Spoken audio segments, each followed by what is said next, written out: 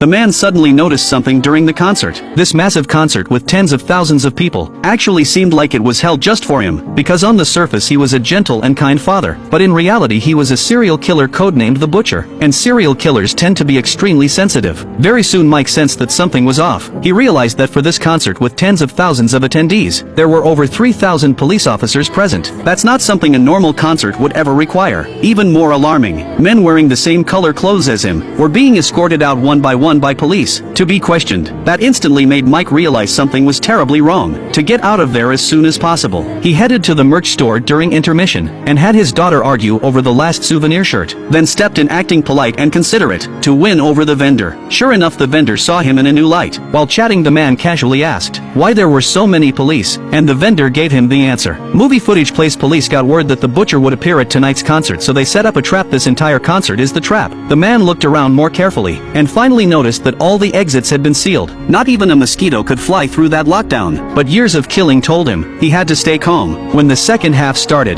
the man returned to his seat with his daughter. As he was thinking of his next move, a trapdoor behind them opened up. It was for the celebrities' invited guests. The man was immediately drawn to the passage. Clearly it led backstage. There might be a way out. He pretended to ask his daughter if she wanted an autograph. She hesitated and said it might cause unnecessary trouble. While they were hesitating, the trapdoor closed, so he had to look for the next chance.